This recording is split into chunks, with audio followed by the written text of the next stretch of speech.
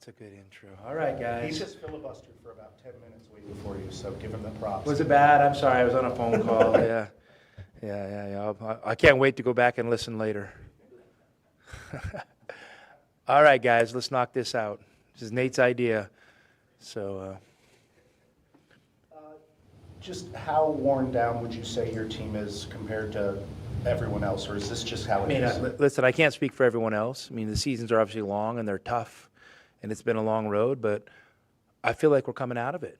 I feel like we're coming out of it at the right time, and, you have to acknowledge it's probably going to happen over the course of a season. You don't manifest it happening, but what it does, you have to deal with it. I think everyone's had to go through it at some point this season, and I'm hoping we had a good day off yesterday, and I told our guys it needed to be our best day of just rest and recovery we've had all season, and then we need to follow it up with a couple good practices because we haven't been able to practice much, and so as a coach you probably overdo it a little bit, but I think practice matters, so hopefully we can get back to it. Are you trending towards being at full strength on Saturday? I hope so. I mean, we're not going to get out ahead of ourselves on it, but hopefully we're going to practice closer to full strength today, and then hopefully that'll lead to playing closer to full strength Saturday. When you look at the game in Lawrence and what Fiore Badunga was able to kind of do to you guys defensively, what did you take away from that about how you might want to try to neutralize him in this particular game? Yeah, I mean, he was really good at both ends, as I thought our team played really spirited and played really hard. To be honest with you, I got to dig into that a little bit more tonight. We're still kind of trying to recap Baylor and kind of, build, for a weekend. So looking at a lot of different things, but obviously Kansas is a really good team. I mean, they have crazy high standards in that program, and they're ranked right around the top 10. And for people not to be talking about them, like a top 10 team is because they have such high standards. But we know how dangerous they are, and we felt how good they were when we were there. And Badunga is definitely a big part of that. I mean, he really impacts the game at both ends of the floor. A little hard to figure out. I mean, they go and they don't play well at all against Cincinnati, and the next game they look awesome against Houston. They've been a little bit up and down, for sure. I mean, you have to go back and you have to see, are there reasons they didn't play well? Are they self-inflicted wounds? Are they stuff that the opponent are doing that maybe they just struggle matching up with for whatever reason? So, you gotta just look at it on a case-by-case basis. But, you also, have to understand, you're playing a great program with a great coach and what's going to be a big-time atmosphere on Saturday. So, my expectation is they're going to come ready to play. Emotions at this level, college level, where home teams, away teams, big games, how those play a part?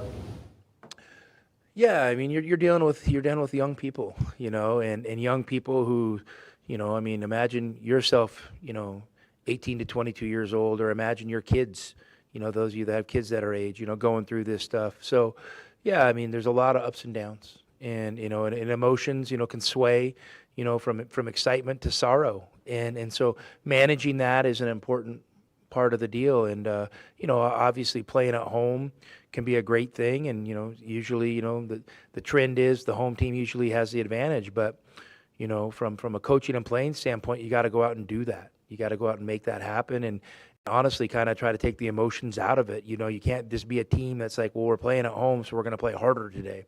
We're playing on the road, it's probably not going to be our day, so we're just going to succumb to it and be a victim of circumstance rather than kind of try to will your way to win. And I thought that's what our team did a great job of on Tuesday. Was they weren't a victim of circumstance. They willed themselves and put themselves in position to win. And when it came time to make winning plays, we were fortunate enough to string a couple winning plays together and ride it out for a W. So that's 100% credit to our players. Categorize how Kansas looks with Darren in the lineup and with Peterson out of the lineup. I mean, obviously Darren's an elite talent, and you can speculate all you want. I mean, I just don't see any scenario where they're not better or don't have a higher ceiling with him on the floor. So that's what we're going to prepare to play against. Obviously last time it kind of was a surprise that he didn't play. This time, we're fully expecting him to play, and I thought last game, the bits and pieces I was able to watch of him, I thought he looked really good. I thought he moved good. I thought his effort was there. And, listen, he's a really talented player who's obviously a great competitor. You don't have the success he's had without being a great competitor. And I'm sure he's, seeing maybe the end of his only year in college right in front of him. So I'm sure he's going to come out and try to capture that moment and make the most of it. To JB leading into this last game about if the three is there, you need to take it or anything? Because he hadn't really taken many threes. No, I mean, I always tell JB to take threes. So, but I respect JB enough as a player and as a person. I told him, I want him to do, I trust him to make those decisions in the moment. Like we're not coaching out of an instruction manual. And, JB's the player, I'm the coach. And as the coach, I got to trust my players are doing things they're comfortable doing. And if he's turning down threes, I guess there's a reason, But for him to go 5 of 8 from 3 doesn't surprise me, And I think it's just a great sign that we can win a lot of ways. If teams are going to come and try to game plan by not guarding Jaden Bradley, I guess so be it. Do you think that maybe the fact that he has been so good at the mid-range that teams are more anticipating of that and it leaves him more space? I think teams are just making choices, and in scouting and preparing for games, you got to make choices. And I think some teams are choosing to close out really short on them, or be heavy in the gaps, and that's their choice. What you've seen from Yvonne at the 4, and what's that doing to defenses when he plays there? Well, I mean, the main thing is just Yvonne as a player overall, is really, being able showing more of what he's capable of. Yvonne, is on a really good team. He's a first-year player from Europe over here, and so he settled into a role that was really important for our team and that he had success with right away. With kind of the recent, kind of injury bug and illness bug we've had. He's gotten some more opportunities to kind of play make a little bit, and he's been great at it. I mean, last game, you go back and watch, he was really impactful. I mean, I think he might only had 8 points, but he had 6 big assists. Like his assists literally led to dunks and layups, or a hustle play to a wide open 3. And I mean, those are just winning plays. So he's just a consummate winner, and whatever role you ask him to play, he plays it well. Determined it's probably a thin line with Tobe between being aggressive and not picking up those early fouls. Tobe's deal simple. Just don't run guys over at the end of a play. I mean, just stop. I mean, that's simple. That's what I talked about him at Houston. But, in Tobe's defense, he kind of told me, he's like, I was going for the ball. I just saw the ball. I didn't even see the guy. And, there's probably something to be said for that too. So, he was going for the ball with 2 hands, didn't see the guy. The guy ended up getting into his way before he got to the ball, and the guy ended up with the worst of it, and Tobe ended up with a foul, at the end of a hustle play. And, Tobe, he's done a good job all year. When you're that aggressive and that physical, fouls are going to be part of it, and for the most part, he's done a really good job all season avoiding significant foul trouble. And I'm not trying to get you in trouble here, but it feels like Mo has struggled to get a consistent whistle with the amount of times he's Yeah, I mean, listen, there's nothing about the officials, that we need to talk about. Mo's a really good player. The officials know it. There's 2 ends of the court. The officials are always going to remind you of that. You might be fixated on one end of the court, him not getting a call. They might be telling you they passed on the same play at the other end. So, that's just how the game goes with the officiating stuff. But Mo's a good player who, is, I'm looking for him to kind of break out here a little bit. He's played well. Everyone knows how good he is. The last few games, statistically maybe haven't been his best, and, we need his production. I mean, he's been getting doubled, and we've been playing through his double teams a little bit, but, we also need some points out of him as well. So, he's got to find that sweet spot of being, productive on the offensive end every game. Talk about CD and Nelson, how they've helped you get through this. Yeah, no doubt. I mean, I tell you guys all the time, that there's going to come a time and point in the season where you're going to need those guys. And so those guys get credit for hanging with it. Our staff gets credit for, keeping them ready and keeping them motivated. And, and those guys had really important moments the last few games, and they really helped us. So, we may continue to need it, and not now. Maybe it's easier to go dip into that well after you've had forced to have some success with it, for sure.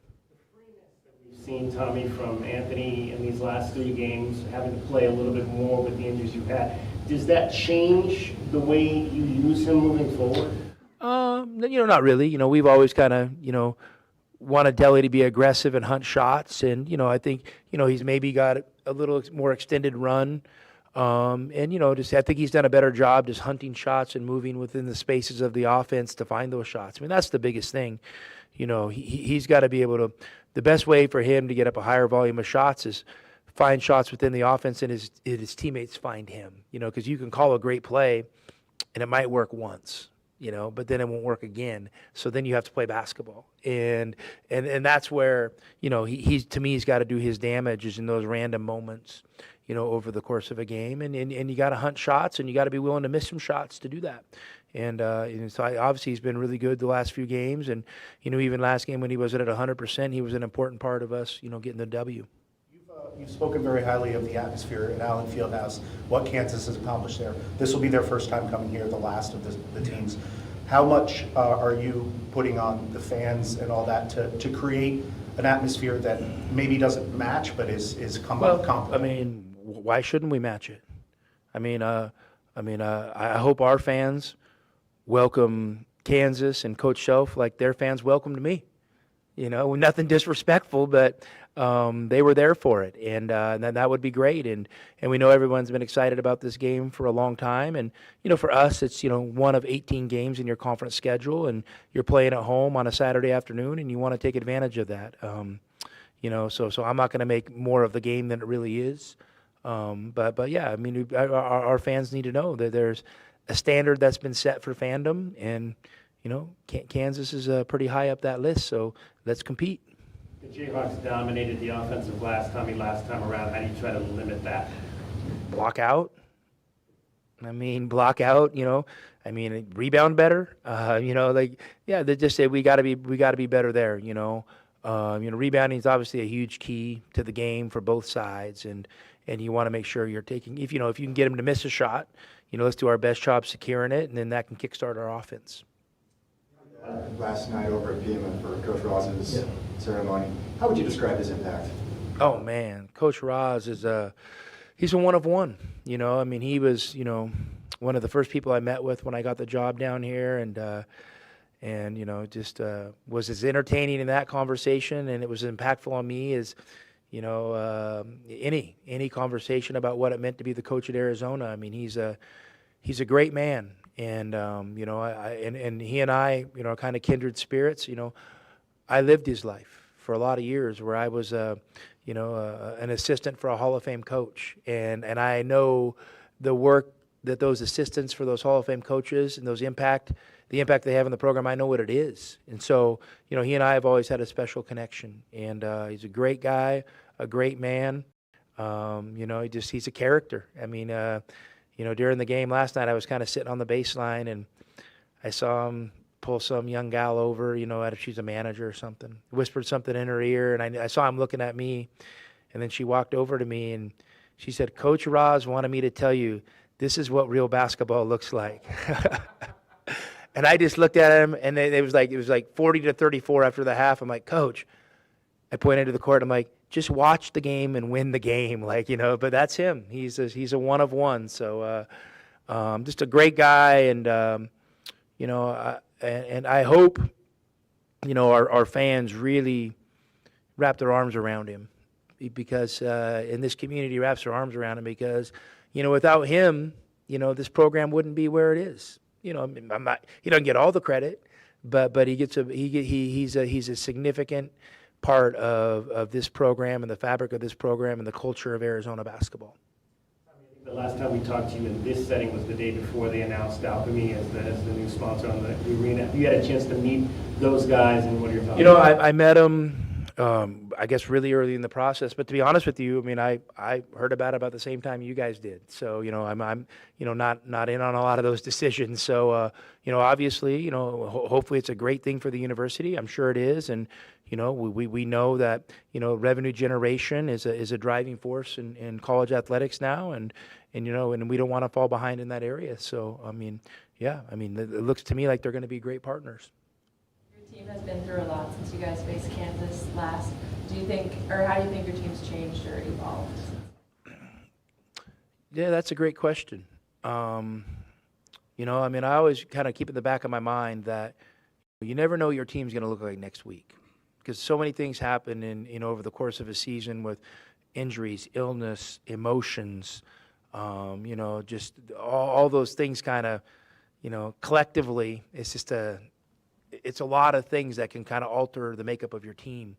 And so, I think we got through a really tough stretch, and I think we're better for it. Now, we got to play, obviously 3 more conference games, and, these next 2 are, before we get a little break and play the last one, or as big as any games all season, So we need to kind of put to the test, where we're at, how far we've come, and, and hopefully it shows up on the court these next couple games. Just to clarify, is Dwayne expected to practice today? Has he been practicing this week? Well, we haven't practiced this week, so we're just going to practice this afternoon, and I think he's going to participate today. You've always kind of been an in-the-moment, game-to-game type of coach, but this week you did kind of speak to the fact that it's important to win the Big 12 regular season championship. Why was that important to maybe make that statement now? Because it's closer to reality. Like, who cares what anybody says after 3, 5, 7, 8 games? But as you get to the end and you see an opportunity, I think you can acknowledge it's an opportunity, but by no means is it should it be bestowed upon us? We're going to have to go get it. And this team's done a good job hanging with it all year and putting ourselves in position to be in position. Now let's see what happens Saturday and see if we can inch closer to getting there. Obviously it'd be a great accomplishment. Conference, regular season conference championships mean a lot, I know, to programs and to the coaches, maybe not the fan bases, as much, because they want to get fixated on what they consider the final result. But when you do what we do, anytime you're judged over a conference season against, your competitors, and if you can come out on top, that says something about your program. So, obviously we want to be a team competing for championships, and, a Big 12, championship would be no different. It'd be something we'd be really proud to get done, but do it. We got to go do it now. Has anyone surprised you over this last 5 stretches you guys are battling through? No surprises. We know what we have. We know what kind of competitive character we have, and we know how talented our players are. It probably would have been more surprising had they not risen to the occasion for me than having them rise to the occasion. But that doesn't mean it should be expected. You know what I mean? Like what these guys did, this last, 3-game stretch, with all the injuries and the illnesses we've had to deal with, should be commended. These guys have had to dig deep and then dig deeper and find a way. Thanks, Coach. Thanks, guys.